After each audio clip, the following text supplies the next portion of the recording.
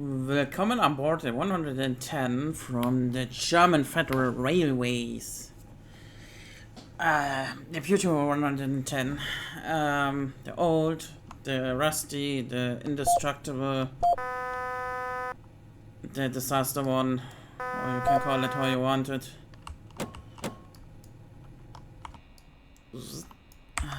Let me open the door, lights on.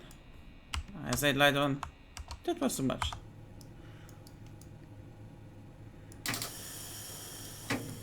Bear with me a little bit. Train Simulator is not the best for controls. So, a train is coming.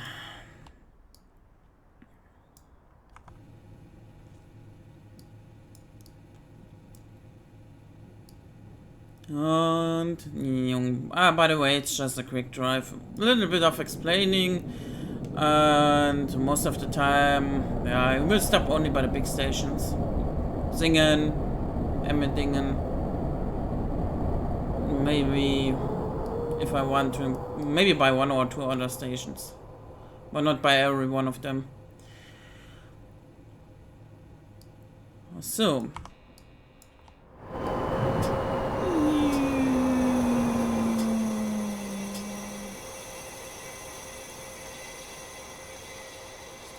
Stop! You're going too far.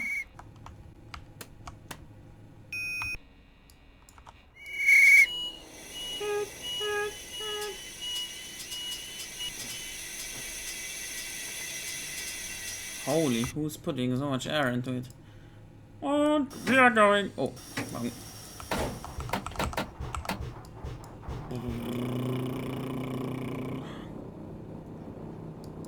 And put up the lifter.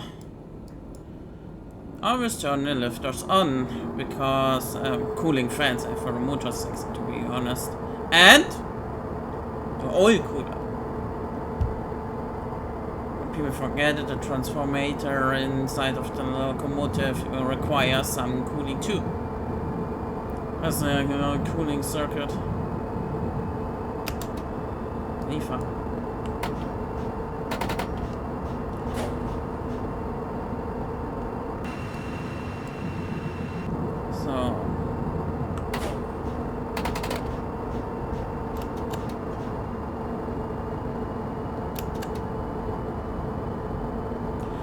So about the 110, what is so special about it? How old is she, and how much can you do with it? It's actually a quite powerful locomotive for this age, for the age of the machine. It was able to handle a lot. Passenger service, freight service, yeah, even freight service. You will not have much of a problem with light freight, like a few cars with cars on it. A few carriages with cars on it. This sounds much better for the English folks.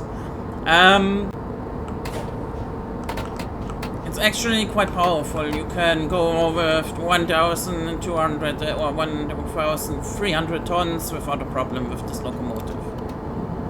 That will be not much of any issues.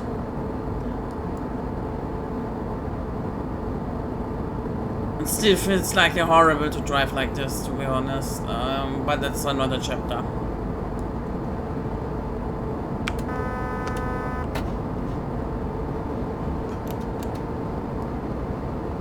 Yeah, one is how accurate is this locomotive?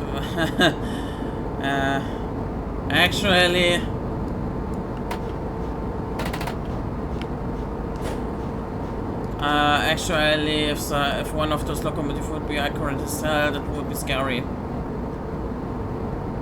Let's say for the beginners and for people not knowing how it works, it's alright. But for people who drive this thing or saw it in real life, they will instantly recognize what is wrong and what is not going on here properly.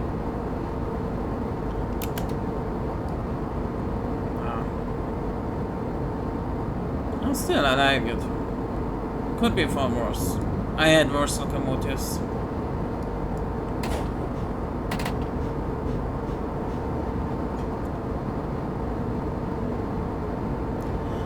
So about the locomotive itself, from how it's working, it has four motors.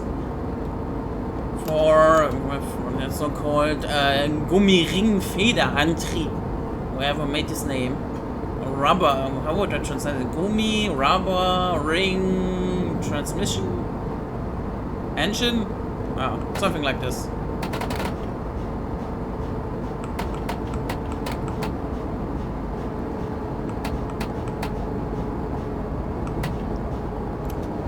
Yeah, it's a really weird name, to be honest. And that's actually wrong as well. The switch from the hohe Abbremsung to the niedrig Abbremsung is pretty similar to the 111. Only depending if it's electric, wheel slip protection, or anti-lock protection, it's rather less accurate. It can slightly depend by 5 km/h, but really slightly, to be honest.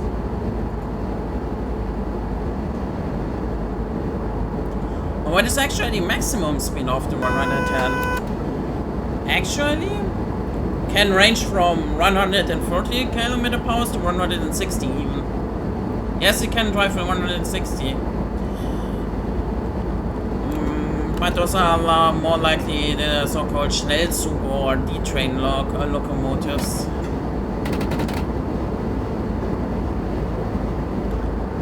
Those were really accurate, or those were really fast, but quite jumpy, to be honest, because they have also a different bogie.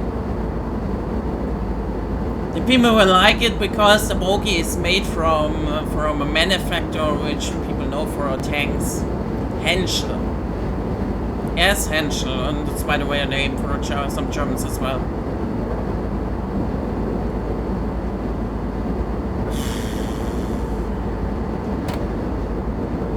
How much power it has? Not that much. 3,600 kilowatt. Was it around? That's not much, to be honest. But still enough to accelerate with enough force and power. And more or less, more important is the transmission. If you have a bad transmission with a lot of power, you will go nowhere anyway. That's the sad part about it.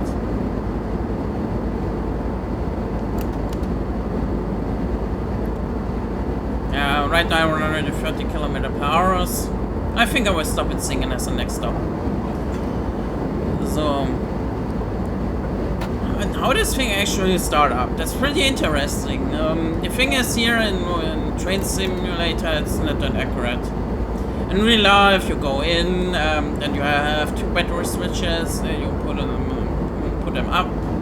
You switch them upward, then it turns on the battery, and the locomotive itself already powers up the Ebola and the digital radio, the new GSMR devices.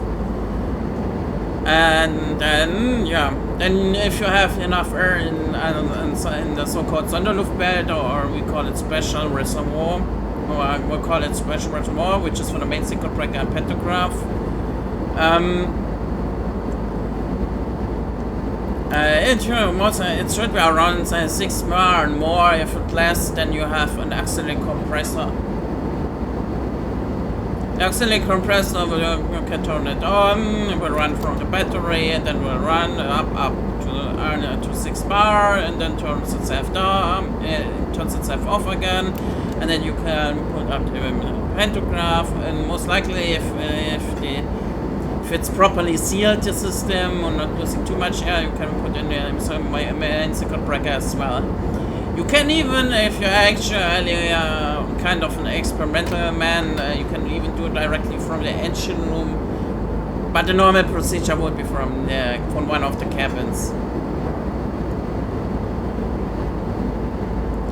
And then if you have up the pantograph, the main circuit breaker in, then you have to manually start up the main air compressor for the main air reservoir, for the so-called Hauptluftbehälter. Even if you have opened up the Sonderluftbehälter and the special reservoir, then you have still your 0. You need to pump up all the way up. As long as the Sonderluftbehälter, the special reservoir, has enough air, your main circuit breaker will not pop.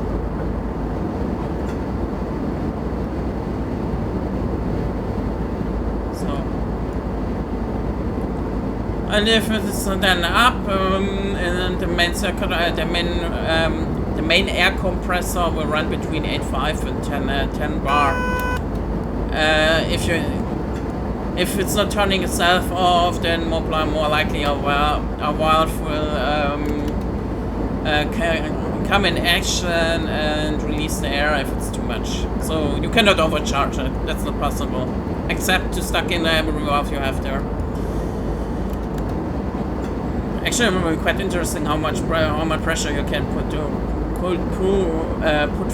through this line, but I don't think it would be advisable. Don't wanna see locomotive exploding.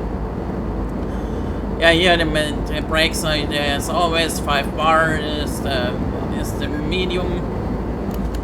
That's the middle between everything. Should be the middle between everything.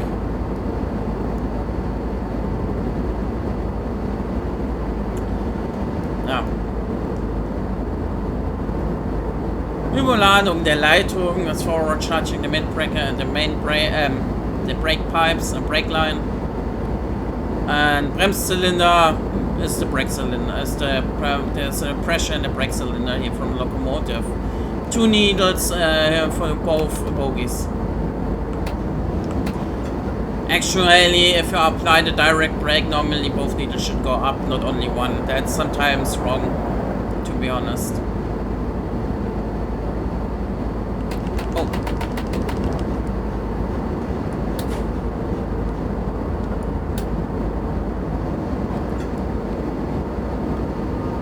That was a little bit harsh. And normally the electric brake shouldn't go like this to 8 tons. So actually, why is there 8 volt?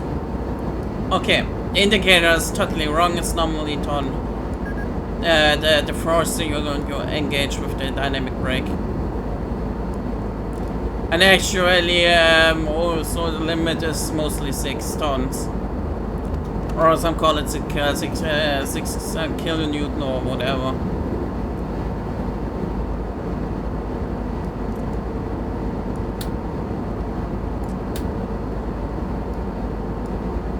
And actually, you should be more careful with applying it, and you should actually even more careful with it with applying, especially under full power with their motors, because inside of those all the locomotives like the 110 you have mostly I guess I will stop at red of cell. So that's the session. You have inside a so-called Fahr- which tells the locomotive how to when to drive and when to brake with the dynamic brake. And there's a slight problem with it, can sometimes, get stuck. And does a lot of stupid things then. Because if it gets stuck, then, let's say it's not healthy. Then you have the so-called Schaltwerkspendeln. Then the tap changer, the Schaltwerk, the tap changer will go mostly like up, down, up, down, up, down, up, down. And then you cannot accelerate anymore. Then you have to go into the engine room, take a tool and put it back manually with a bit of arm force. So let's stop here.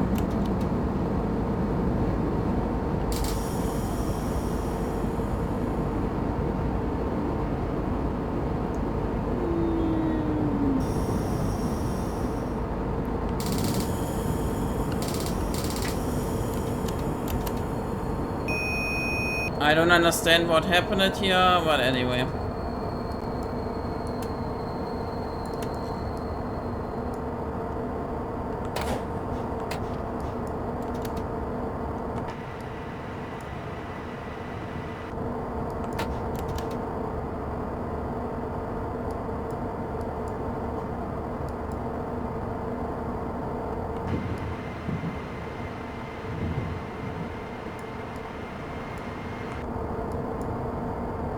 But anyway.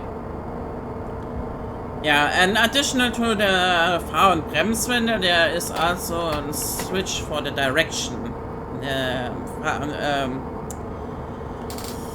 Richtungswender, it's called. It tells how the locomotive should go, forward or backward. If this gets stuck as well, then you will go nowhere.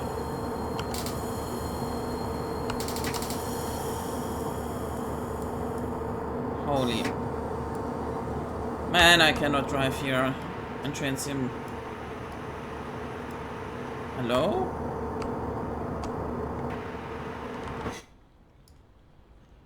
Did it even open the door?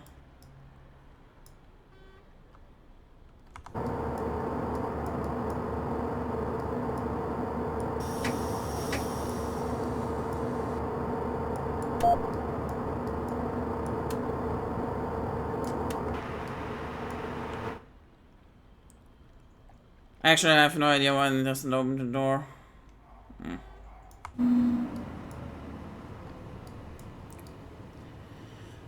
Yeah. Yeah. What is the next thing? Our lovely whistle or pfeife. Yeah, that thing sometimes is a little bit weird. In some cabins it's working properly, in the next cabin it's crap.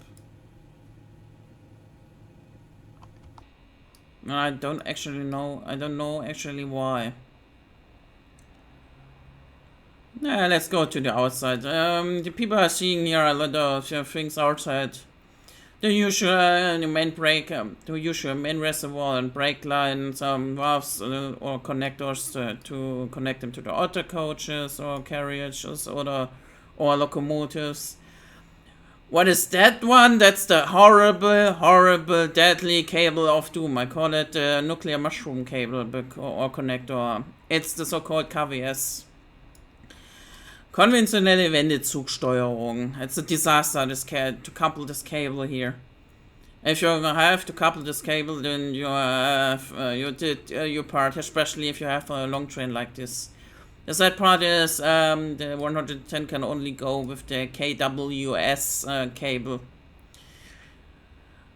That's if you roughly translate it, you can call it conventional cab car controls. That would be actually a quite accurate description to it. In conventional, it's really. It got 36 poles, and every one of them have a command something to the cab car if you're driving from the other side.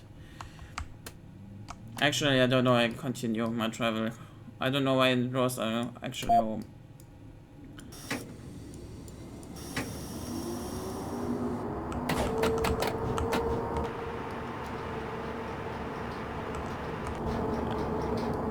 So actually, by the way, to the part with the Schaltwerk, to the tap changer, the 110 got it has two types of possible tap changers. First the W29T and then the NH28. The N28H. So. And the is there a difference between them? Yeah, the order is a little bit more modern, more protected, and additional a little more silent and quiet. The N28 is the one who sparks, who does the lovely sparks, and W29 is actually it's the same like the 111. You use both the same.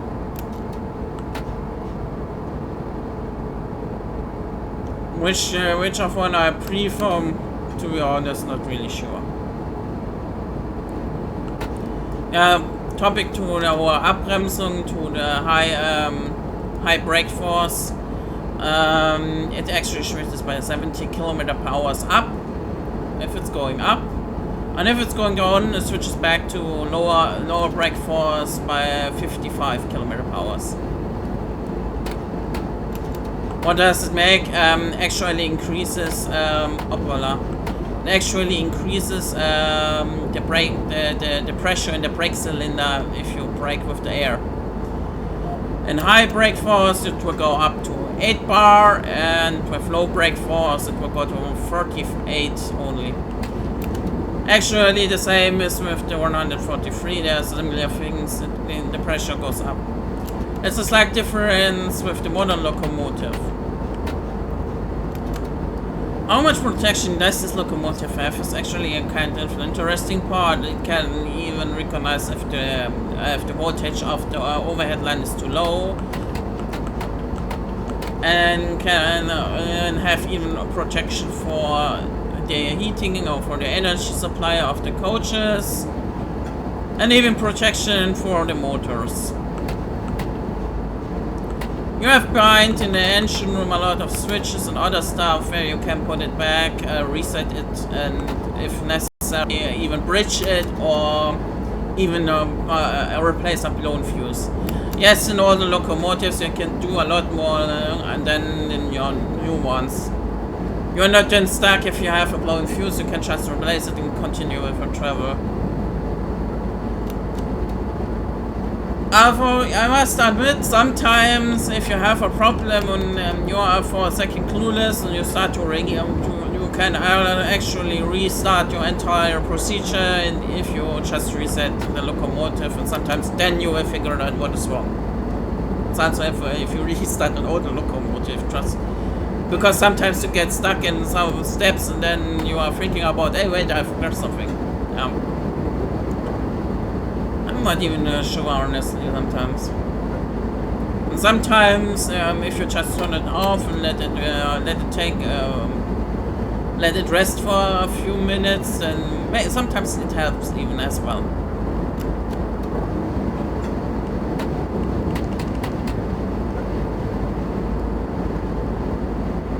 The people declare, by the way, a lot that those older locomotives will be robust as hell. To be honest, robust? It's actually sometimes the state of some of those vehicles. Okay, let's say you can drive it, you don't have safety or security issues, but some of them you will pretty much notice pretty fast how old those are, and that's the real problem there.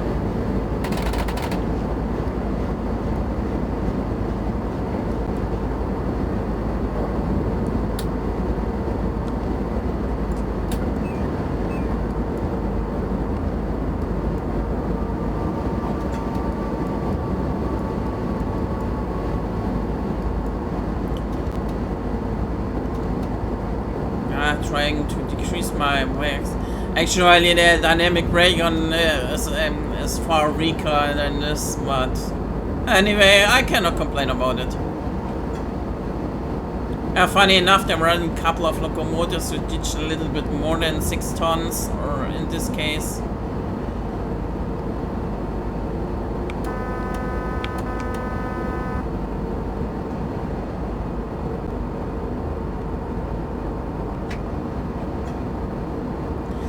Yeah, and by the way,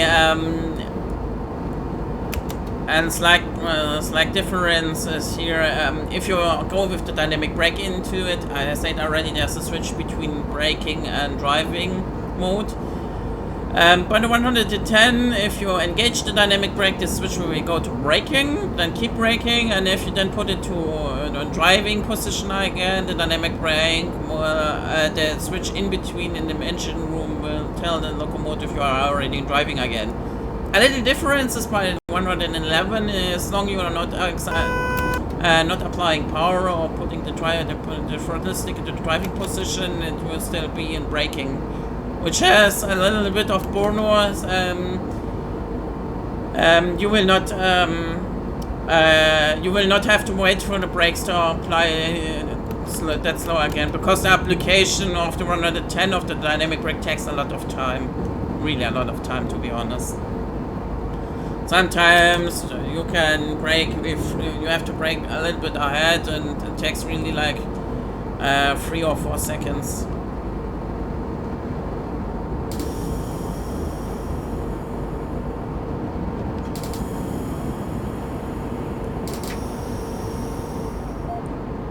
I don't understand what's going on here, to be honest. It's a little bit weird braking.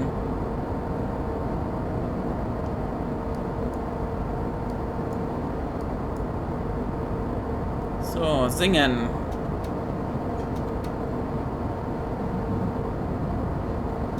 Ah, yeah, by the way, there are also maximum brake forces you are allowed to apply on those motors.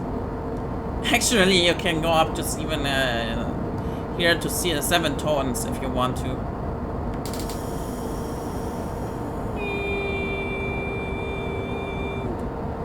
Oops. Ah, doesn't matter. I have a special decree of my company, I should brake there.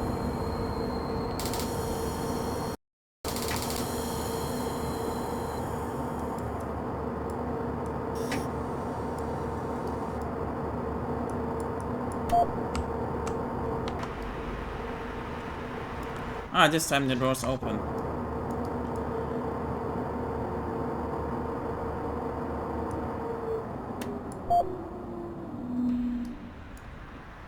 Yeah, actually, if you drive with the modern tap changer with the W29, you will hear nothing from the cab. Not much from the cab. It will be most likely, slightly muffled. You will hear only like muffled dong dong maybe. That's all. But you will not hear much, to be honest. Because if you drive, you have actually to engage always the lifter, the coolers. Those coolers have, by the way, a force switch if you go over a certain tap changer level, like here in this case 9, then it will turn on itself. Actually, if I don't know if this is working. In real life, if you have to put in the reverse on M and put it on, put it onto a tap 9, it will turn on the coolers in itself then. Sadly, it's not working, as you can see. Hello?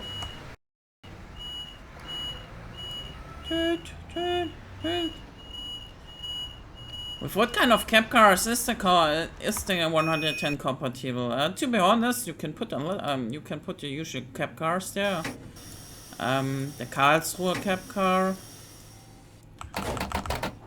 So let me see if the force switch is working here properly. The sound is not that bad. But as I said already, normally you turn on the coolers already, especially as it's warm. That is more heavy for the motors.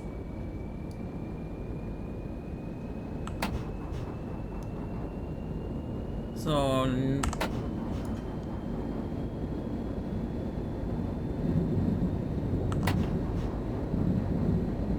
okay, that's highly unrealistic. That should be turned on itself. Then we will turn it on. Yeah, in some cases it can, by the way, really happen that your coolers don't turn on, and that's the next thing. For every cooler you have or whatever you want, you can turn it on with your head if you have trouble with it, or replace the fuse. If you have a fuse, you can replace with it. It's pretty helpful actually. That's why some people really prefer the old built locomotives, because you can replace bridge on some kind of trick it to get it moving and to bring it to the station without stranding somewhere. Like with the modern locomotives, where sometimes just you can call the service and say, screw it up, it is not possible to do anymore something. Ah yeah, I forgot the part with the motors. The motor power's limit is 7 tons. If you have 7 tons, that's the maximum you have, and you also can only apply it for a certain amount of time. It should be applied like in 7 tons for 2 minutes, and if you have a little bit or don't have it to hurry up or drive an S-Bahn, you can put it up to 4.5 tons. I mean. And then by 4.5 tons, you can keep it by keep it by this point to around 50 minutes. And beneath 2.8 tons, you can you can keep it permanently under the soil and drive with it around it. That's actually quite interesting sometimes.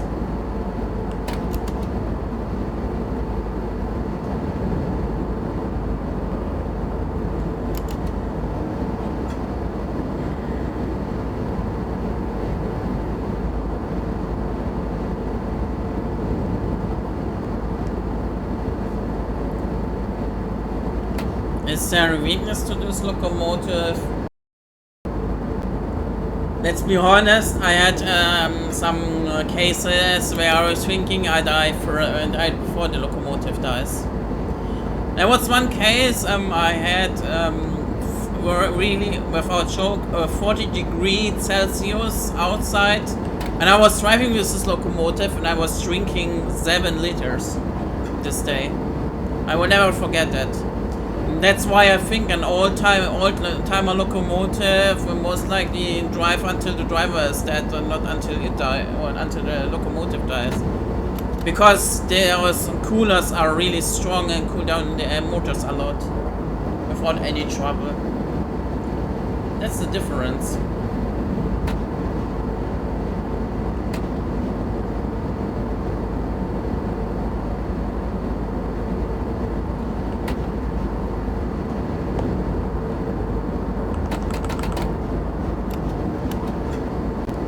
And by the way, the clock here, you can open it up and you have to turn it, you have to crank it a bit to let it run.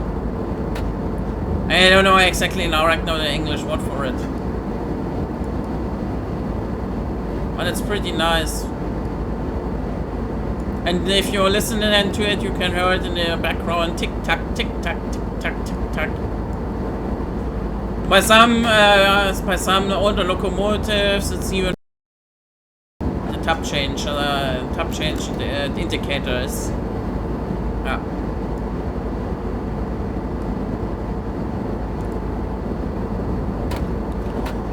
And actually, if you have the GSM-R radio, you have it here down here. And dim. You can dim the indicators here with a knob you can turn.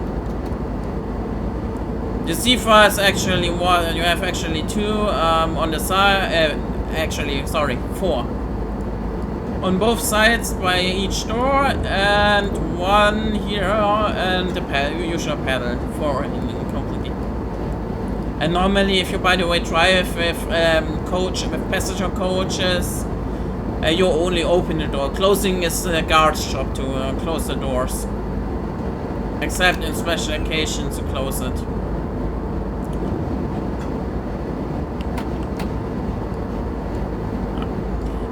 Back to the cab cars. The 110 is compatible with the Karlsruher Kopf and with the Wittenberger. Those are both cab cars. And it is always then connected with the KWS, with the conventional cab car controls.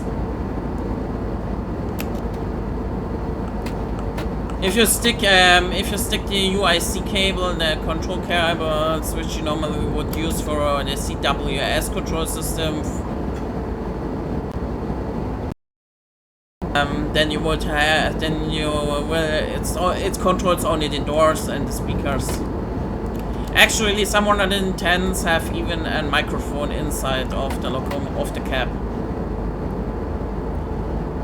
That makes it sometimes easier to speak with the guests. But it also depends if, in some cases, if it has the local train package for regional service.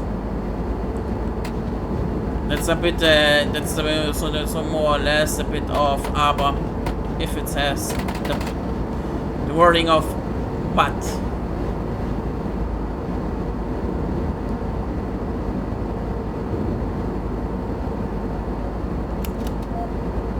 Yeah, itself you can have, by the way, 4 motor coolers, 4 of them. Then you have the oil cooler for the cooling unit for the transformer. And then you have 1 cooler for the electric brake.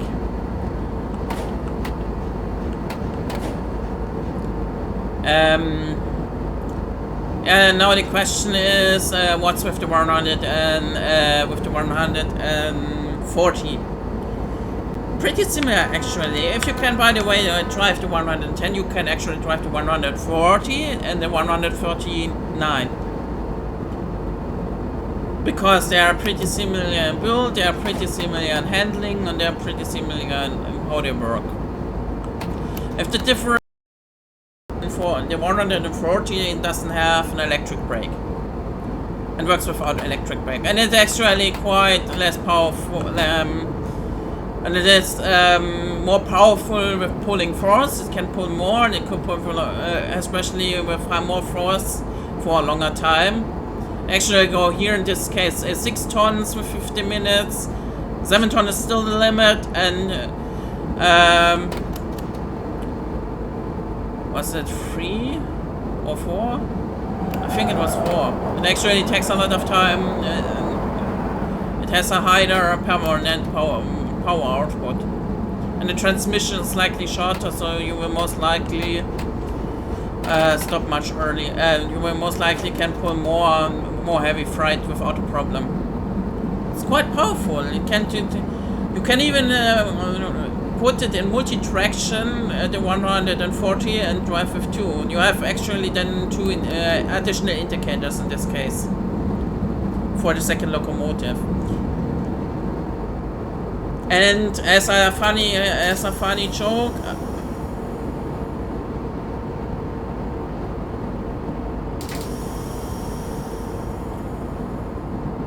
I know why.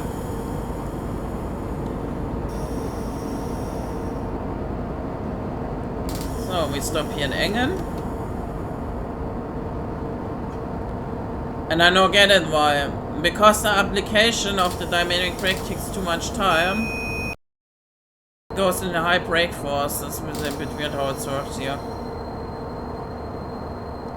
I cannot suddenly drive it like in real life. That's a bit bad.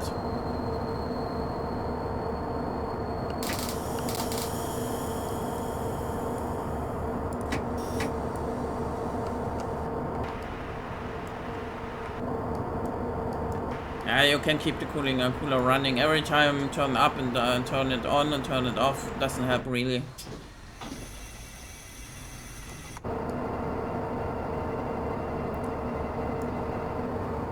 It's more healthy if you keep sometimes the stuff running instead of turning it on or off. Because then it pulls away the power, and then has to apply power again in it, and has to go through switches, relays, and something like that, and then it takes more time than again. It's not always healthy to turn it on and off like a madman. And with the forced switch driving, it's not healthy either.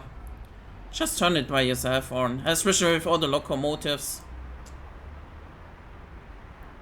And in the summer I would even turn it on, sometimes force turn it on if I have this the switch for it, because it keeps away the problem from overheating motors, and that happens quite a lot. And that's why I hate modern trains. Sometimes you cannot turn it on, or you have to cheat it to force it on. Because if then the modern has a too high temperature. So accelerating with a passenger train is pretty easy. You can put it up directly to top 6, 5 or 7, and then you can slowly turn it up if you want it to have a smoother ride. 4, 5 should be the limit. 5 tons are okay as well, but recommendation would be 4, 5 should be the recommendation part.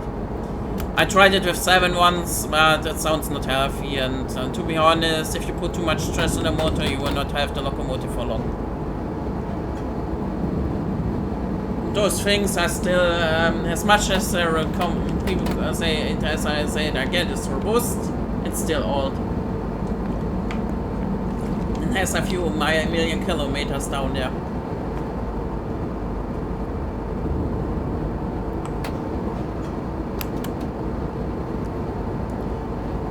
No, actually, this one is my favorite route here in Train Simulator. Yeah. Oh, yeah, by the way.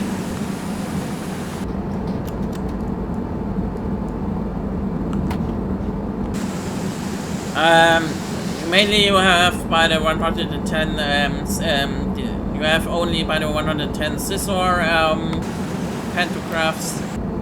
Funny enough, the 140 has also the normal one-arm pantograph, which is kind of funny, to be honest.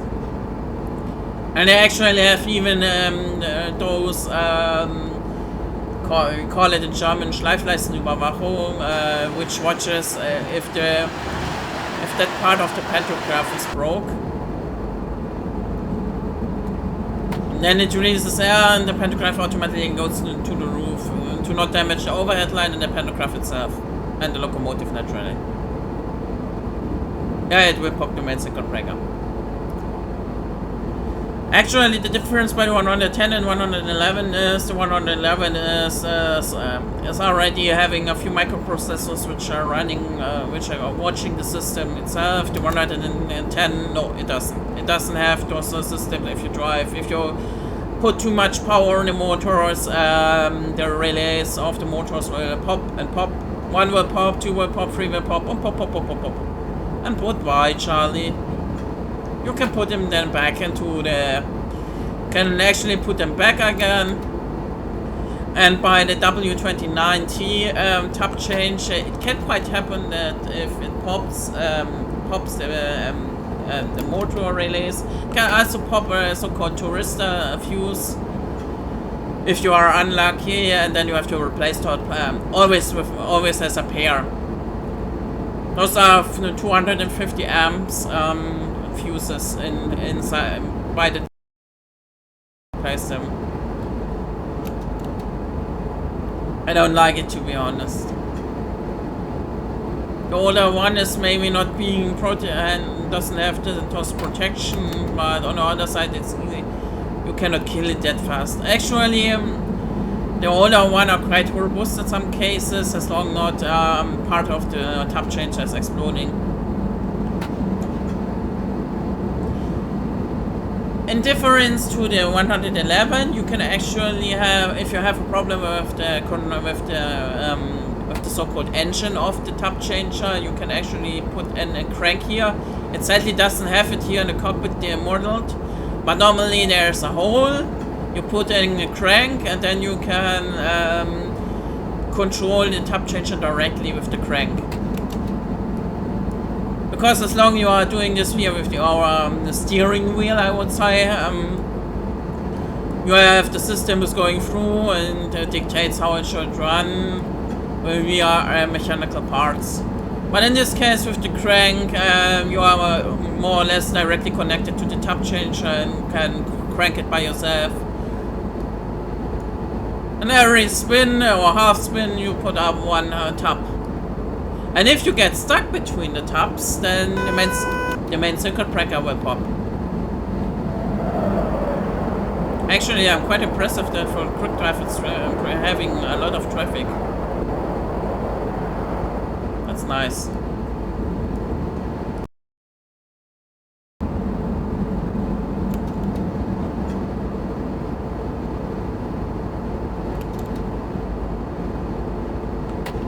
Yeah, by the way, normally if you have if you brake naturally with the air and you want a smooth stop, you are using this one, Bremse-Lösen-Taster. It is mostly your best friend. And the other one is the so-called Schleuderschutz, the wheel slip, or I would call it rather burnout protection. If you have wet rails, you are trying to apply power, then you are most likely like the RP, I would say like the RPM of an engine of your car will suddenly put too much RPM in the first gear onto the transmission.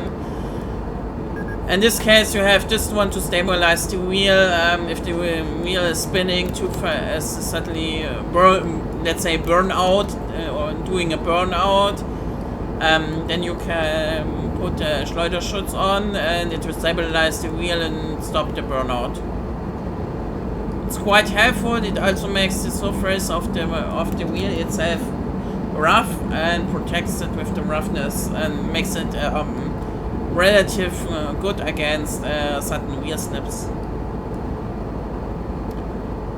And sand is also your best friend. And the sand is here coming out in a real barrage. It's coming out like it is in Sahara. That's the fun part about it.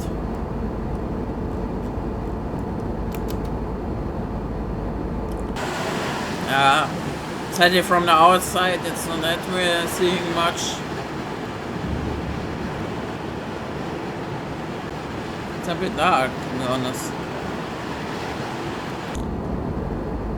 By the way, if you have finished your duty with this 110, there are water reservoirs there with sometimes condensate, we call it, with water coming from the coolers and compressor and something like that. Then you have to empty it by yourself every time your shift ended or your service ended with the 110. I mean, if you park the locomotive, then afterwards for the next day, and you have to release the water from it. And those are, what was it again, 26 valves. And the main feature I forgot to mention, there are a few different 110s, or two exactly. The so-called Bügelfalte and our Kastenzehner, we call it like this. What is the difference? Only the or to a certain degree the form of those locomotives. That's the difference, and sometimes a little bit stuff inside. Actually, 140 surprised me back then. It has even a run release or einlösige Bremse. That was sort of kind of fun. But that's another chapter.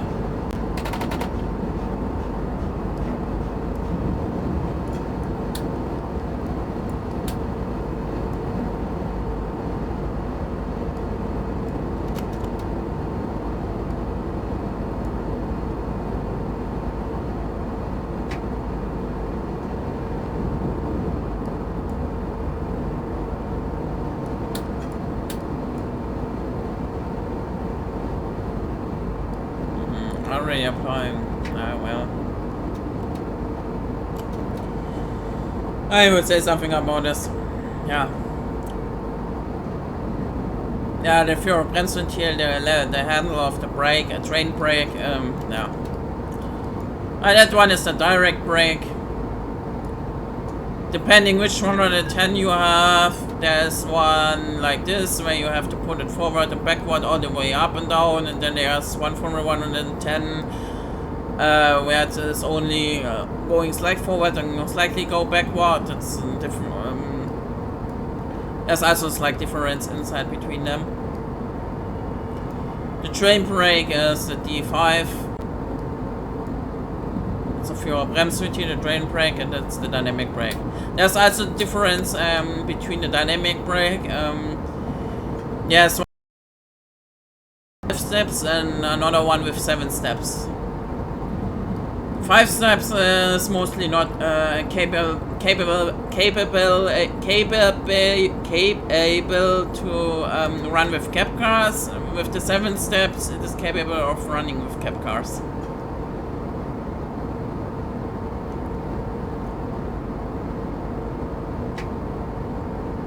Actually, I have to disable it. I should drive a little bit faster. That's the good thing about not having a timetable. You're funny, you're driving for fun. Not to be forced for something. That's why I like sometimes quick drive. You can enjoy a little bit the graphics.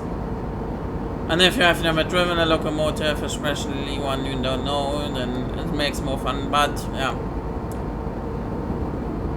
I'm not always sure if this even is the goal of it.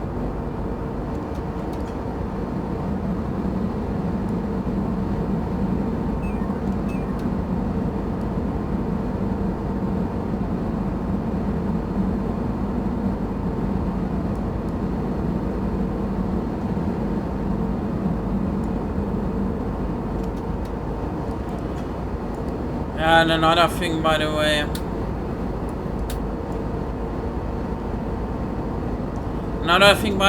is the Heizung, the heater or energy supply of the coaches.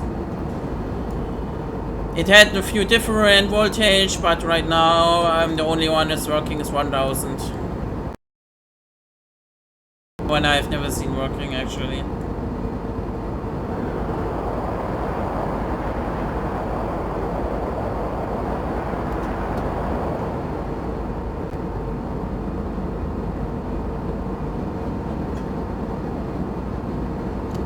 Let's stop emitting and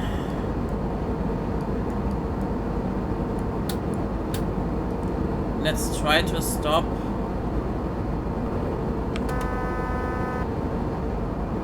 Let's try to stop.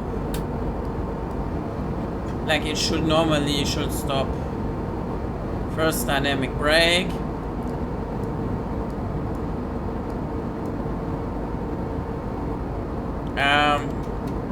Physical parts will be much more better, but anyway, we will do it like this.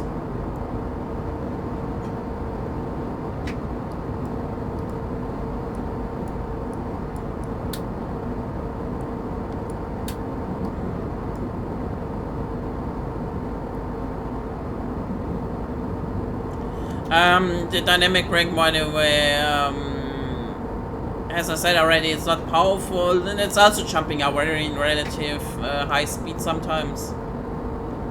And the dynamic brake flies away sometimes by 40 km/h, depending how sometimes the locomotive behaves.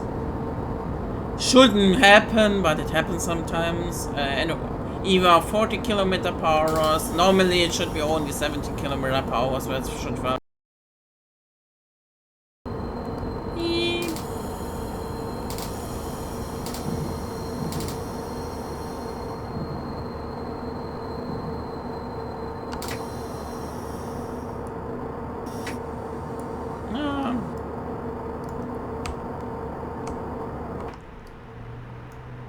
Open the doors. Let's turn it off. Ah yeah, the SIFA is also a different chapter. There's ones here, our lovely SIFA is a mechanical SIFA, which is turned on the outside. If you have cab 1, then there is an additional little square or box, additional box outside with a handle with on 0, or let's call it 0 and 1, and there you have to turn it on. The mechanical, that's the mechanical SIFA. And then you have the electrical SIFA, which is turn it on inside of the locomotive. You have either one of them. And sometimes it's really interesting.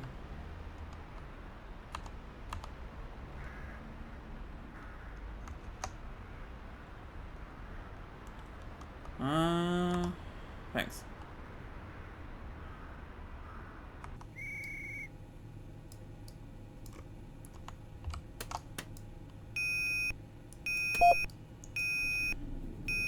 Yeah, normally lüfter.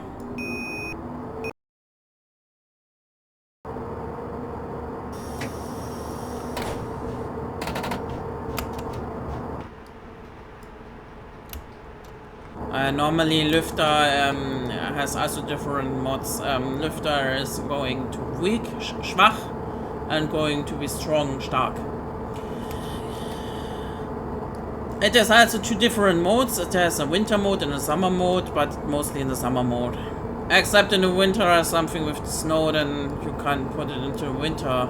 But as I said, it's already in the main air compressor is normally also in the on state. Normally, those switches here have a middle position like the PCB, not like this. Sometimes I don't know.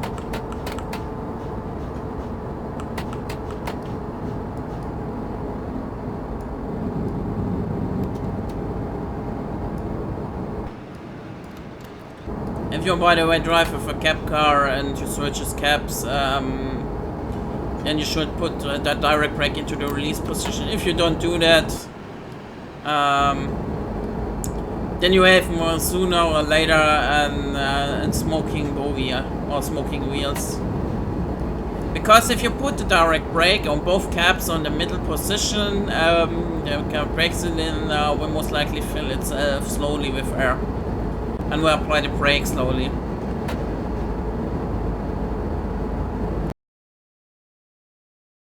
Burning wheels. You can call it Hot Wheels if you want to. Yeah. PT and PCB data, by the way, there are also 110s with LCB and PCB together.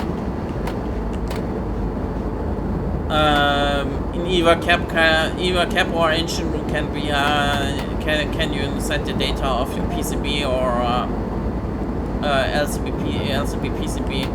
Actually, if you have the LCB, the data input device is most likely in one of the cabs.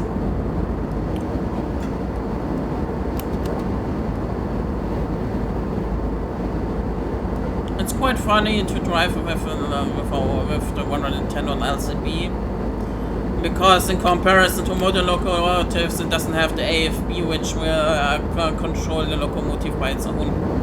We have actually still to drive it with LCB. That's a little bit funny. But the problem sometimes, there are a few cases when the tabs of the tap changer get stuck, and you are accelerating, reaching the limit, and then you are going, oh shit.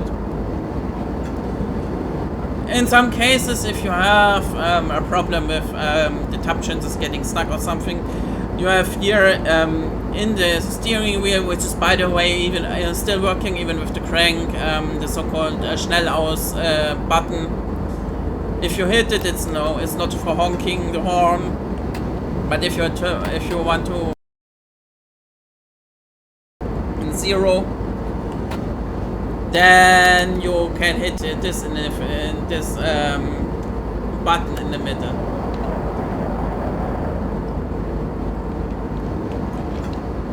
But don't worry if you have ever done it. If you're ever going with the electric brake into the brake position, even then the top's going to run down on its own. You cannot put the motors into an acceleration and braking mode at the same time. That's not possible.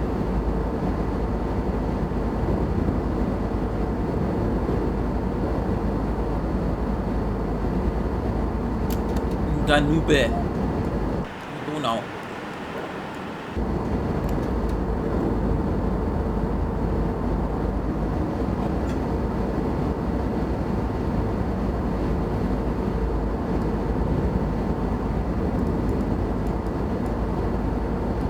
Yeah, high speed. I'm a bit slow, I know. So, soon we will reach Donaueschingen. Donaueschingen. Actually, I had some adventures with the 110. Aside from cranking it with the crank here, or having other problems. But as I said already. Yeah, the thing is, a little fast story. once was driving on timetable, which is normally made for multiple units for the Talent 2. People ask if I can keep up the speed with the Talent 2, and it's actually quite possible even with my 20 kilometer hours less speed maximum speed, because the Pro side on the 110 with carriages or with the passenger coach, I can brake with air. And air force, I can approach the platform with much higher speeds. And the acceleration as well, I can accelerate doing rain with a 110 better than with the Talent 2. Because I have the Schleuderschutz and the sand, and if I both work properly, then I can trigger it. I had one case where I know one case, someone was driving without those both in slippery conditions, and he had to use the direct brake on itself. But at least you can, that's the Pro side on, as I said already, on the locomotive, you can even with the most damaged locomotive still get them to one from A to B in some way, even if it's not that fast, but at least you can. And that's the difference.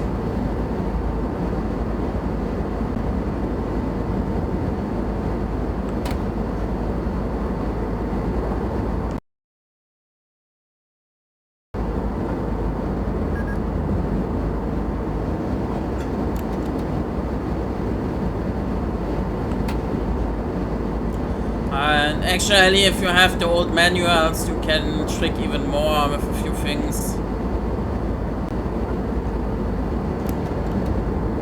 That's crazy as hell.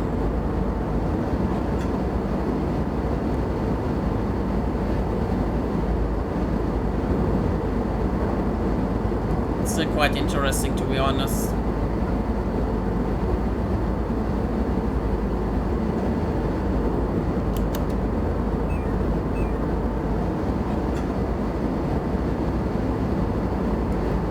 So, our next station, unsere nächste Station ist Donaueschingen. Dieser Zug endet dort. Ich bitte Sie dann alle auszusteigen. In Donaueschingen haben Sie Anschluss an die HZL Richtung Rottweil. Abfahrt 13:45 Uhr. Nicht 13 Uhr. 15:45 Uhr vom Gleis, weiß auch immer was. I'm clueless. I was a few times in Donaueschingen, but it's not a regular train station I visit every day.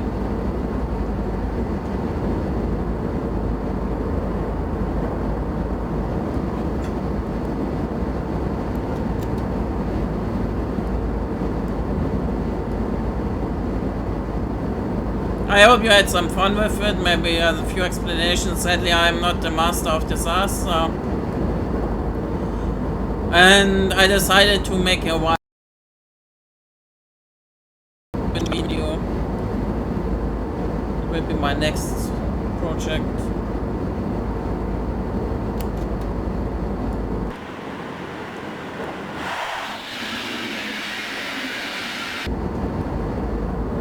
Before someone is complaining, if you have to set the passenger information system, you have normally set it if you get from the, if you come from the cab car. So.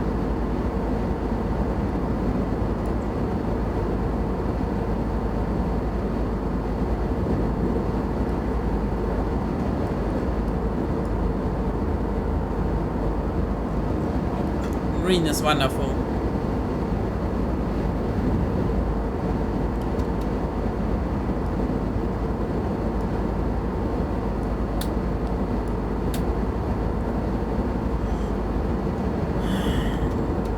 Let's use this powerful brake again. Oh god, I wish it would be so powerful in real life.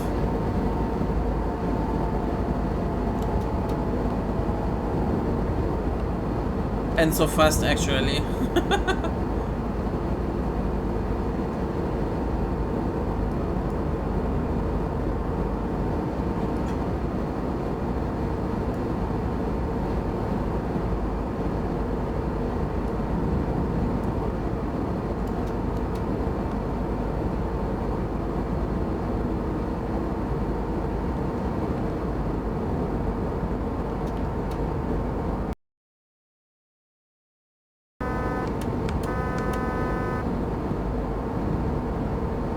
Konstanz-Donaueschingen. Ausstieg in Fahrtrichtung rechts. If you set up the passenger information system and you're coming from the Wittenberger, that should normally the way.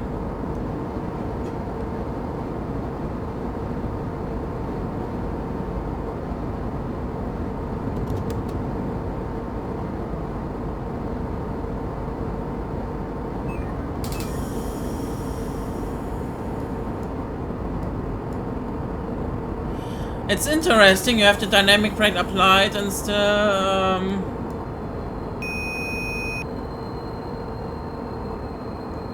still applies into the brake cylinder pressure, which is also not realistic, but anyway.